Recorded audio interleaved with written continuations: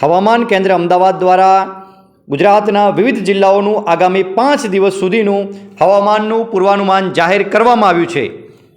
ગુજરાતના દરિયાકાંઠાના વિસ્તારો એટલે કે દરિયાકાંઠાથી 50 કિલોમીટર સુધીના વિસ્તારમાં 28 અને 29 મેના રોજ ઉષ્ણ અને ભેજયુક્ત હવામાનની હવામાન વિભાગ દ્વારા ચેતવણી આપવામાં આવેલી છે। એટલે કે આગામી 2 દિવસ સુધી દરિયાકાંઠાથી 50 કિલોમીટર સુધીના વિસ્તારમાં ઉષ્ણ અને ભેજયુક્ત હવામાન રહેવાની હવામાન વિભાગ દ્વારા ચેતવણી આપવામાં આવેલી છે।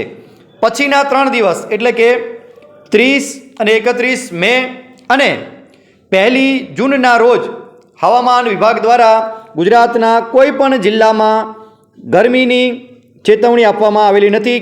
એટલે કે આજથી 2 દિવસ સુધી ગુજરાતના કેટલાક જિલ્લાઓમાં ઉષ્ણ અને ભેજયુક્ત હવામાનની હવામાન વિભાગ દ્વારા ચેતવણી આપવામાં આવેલી છે। ત્યારબાદના 3 દિવસ સુધી હવામાન વિભાગ દ્વારા ગરમીની કોઈ ચેતવણી આપવામાં આવેલી નથી। આપ સ્ક્રીન પર નિહાળી રહ્યા છો એ પ્રમાણે સમગ્ર ગુજરાતમાં ગરમીનું પ્રમાણ ઘટી શકે છે।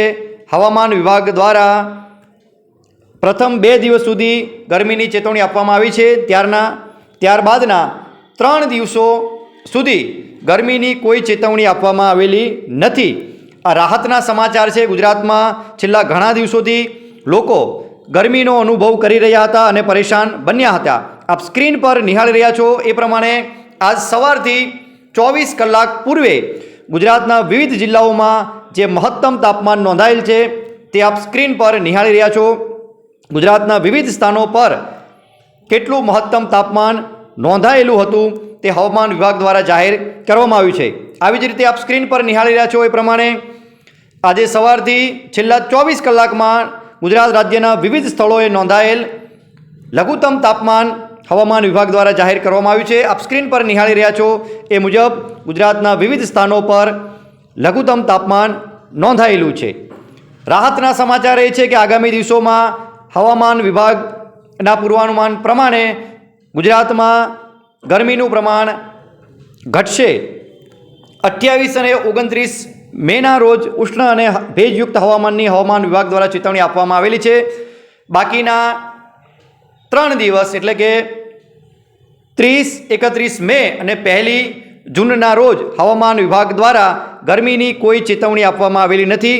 ગુજરાતના વિવિધ જિલ્લાઓમાં ગરમીનું પ્રમાણ ઘટશે। નમસ્કાર, આપ નિહાળી રહ્યા છો CMM ભારત।